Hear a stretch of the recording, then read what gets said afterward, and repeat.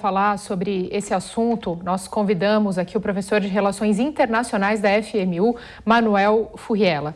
Professor, mais uma vez, seja bem-vindo aqui ao Top of the Hour. Muito obrigada por falar conosco. Boa tarde, eu que agradeço o convite nesse momento importante para o Chile. Boa tarde. Doutor, o senhor acredita que a gente consegue traçar alguma correlação entre essa eleição no Chile e também o momento que nós vivemos hoje, aqui nesse momento que antecede uma disputa eleitoral muito acirrada em 2022? E já aproveito até para falar com o senhor sobre alguns especialistas que dizem que Boric ou seria o Lula dos anos 90. O senhor compartilha dessa opinião? Nós temos algumas semelhanças, mas muitas diferenças entre os processos. No caso, da grande diferença é que o Chile, nos últimos 30 anos, logo após a saída do presidente Pinochet, ele foi governado por grupos de centro, seja de centro-esquerda ou de centro-direita, como o Piñera, que é o presidente atual. Então, esta eleição, ela marcou, na verdade, no caso do Chile, uma ruptura desse modelo de centro. Então, nós tivemos dois candidatos de extrema. Um de extrema esquerda, que é o que acabou saindo vencedor, e o outro de extrema direita, ao contrário dos modelos de centro. No caso aqui do Brasil, a semelhança que busca se fazer entre o Boric e o Lula não faz sentido lógico, seja por esse processo que eu mencionei, que é totalmente diferente do Brasil, seja propriamente por uma postura.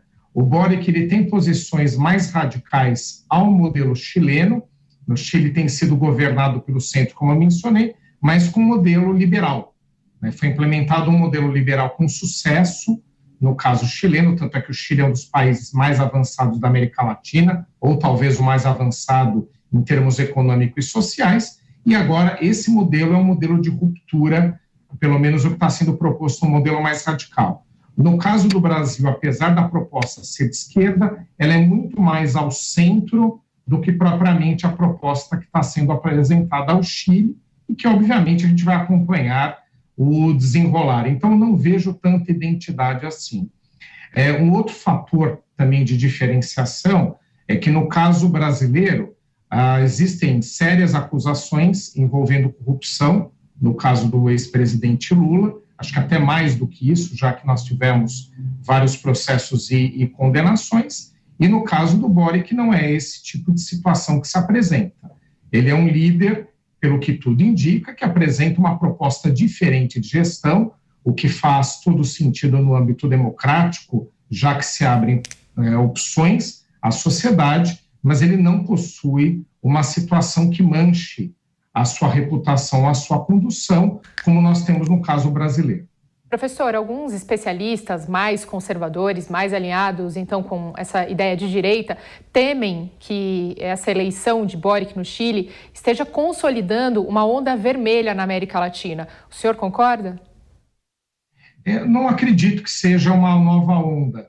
O caso do Chile é muito peculiar, porque esses 30 anos, como eu mencionei, pós-Pinochet, que é o que é contemporâneo, no caso chileno, apesar de terem trazido muito sucesso ao país, os resultados indicam isso, um país extremamente avançado em termos regionais, ele também manteve alguns problemas. Então, você tem um sistema previdenciário chileno que ele permite com que as pessoas recebam baixíssimas aposentadorias e os governos de centro não conseguiram melhorar esse perfil. É um desafio, não é algo simples de ser resolvido. E o sistema educacional chileno de ensino superior, apesar de ter passado por reformas, ainda é custoso para uma grande parte da sociedade. Então, você tem dois problemas muito complexos de serem resolvidos e que o eleitorado acabou se identificando com os extremos, porque apesar do modelo de esquerda ter saído vencedor, para o segundo turno também foi o de extrema-direita.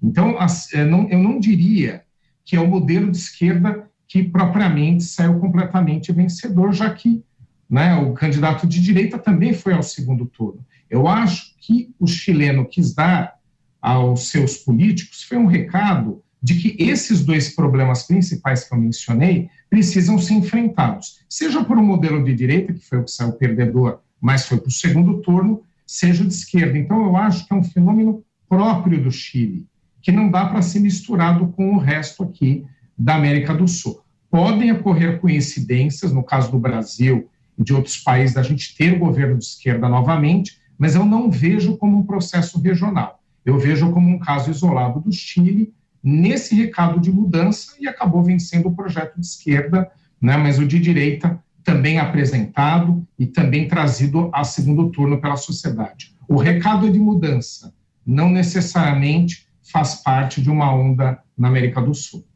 Professor, falando sobre essa questão específica, né, do caos na Previdência chilena, o atual presidente eleito, né, Boric, ele prega um sistema público de previdência. O senhor acredita que isso é um sistema que vai se autossustentar, que dará certo para conseguir aumentar, então, o valor desse valor, dessa verba, desse benefício que os chilenos recebem hoje? O projeto de transformar numa previdência pública, eu acho que não vai vingar, porque, inclusive, é complexo você desmontar um sistema que há décadas é utilizado no país. Então, não é só um desafio legislativo, é um desafio sistêmico. Então, não é tão simples. Além disso, caso se opte por ter um sistema misto, que eu acho que talvez seja o caminho, trazendo recursos públicos para compor e melhorar o valor da aposentadoria, principalmente dos menos favorecidos, que é o problema chileno, as pessoas menos favorecidas, elas recebem um valor de aposentadoria muito baixo, porque como o sistema é de capitalização, elas não conseguiram amealhar durante o seu trabalho um valor considerável para usufruir da aposentadoria, né? Então, é pela própria renda que tiveram no passado. Então, o que talvez ele busque é alocar recursos públicos para melhorar o rendimento daqueles que recebem menos. Isso eu acredito que seja a opção dele do que mudar totalmente o sistema para um sistema público, né? Como eu disse, é muito mais complexo. Mas mesmo se optando por isso, por essa solução alternativa que eu mencionei, ainda assim tem que se buscar os recursos públicos. Esse é o desafio. O desafio não é recompor, o desafio é de onde tirar os recursos. Aí a alternativa que virá e que vai ser extremamente impopular é aumentar impostos. Então, para buscar recursos para melhorar as aposentadorias com dinheiro público, só tem uma saída: aumentar impostos, trazer recursos para arrecadação e alocar, né, para uma melhora nessa situação, uma melhora no valor dos menos favorecidos. Bem, nós conversamos então com o professor de Relações Internacionais da FMU, Manuel Furriela. Professor, muito obrigada mais uma vez pela atenção. Boa tarde.